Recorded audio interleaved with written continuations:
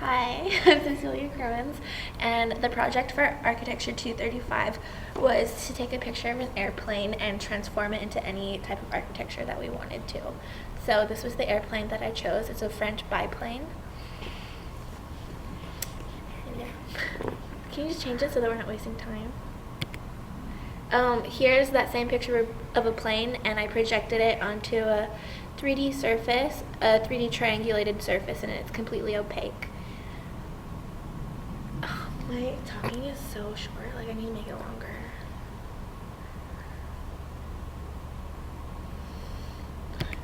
Here we have the same picture of the plane, but this time I projected it onto a 3D opaque and translucent screen, which posed the question, is projecting an image limited to a 2D plane surface?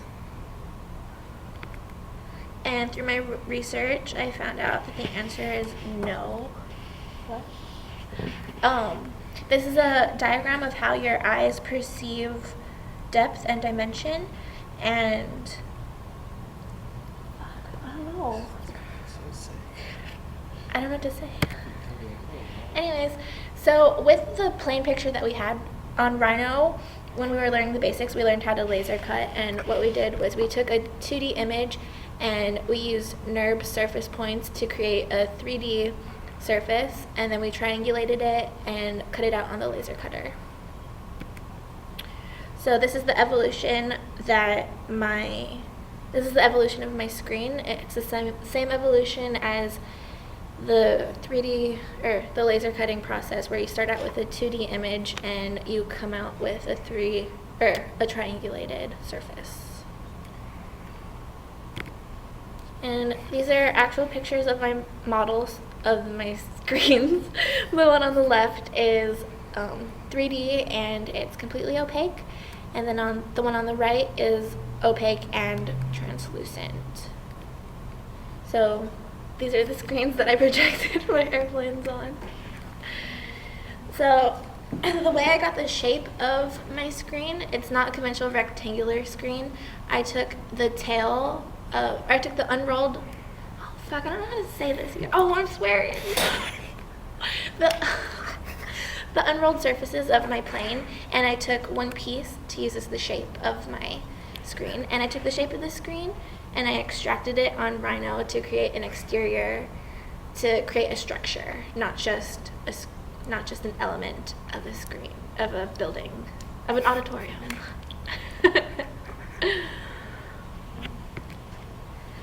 So, what did I say?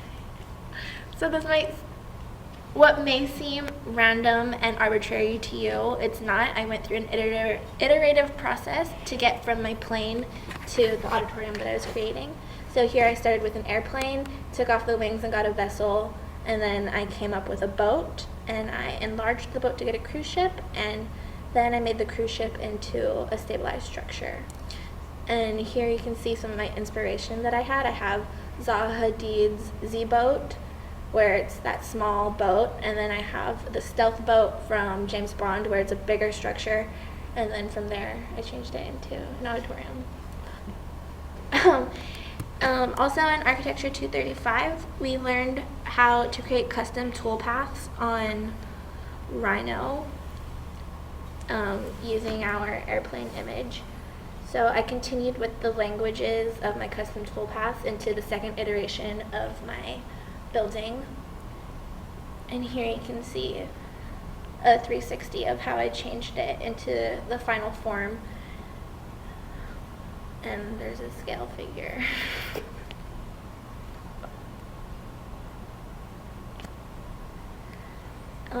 Following CNC milling, we learned how to 3D print.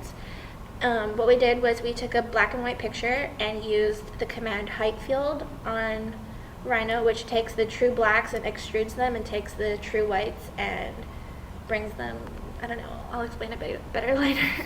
Anyways, those forms of my 3D printed object reminded me of sound rays and how auditoriums use convex curves and concave curves to direct sound rays. So these are conventional acoustic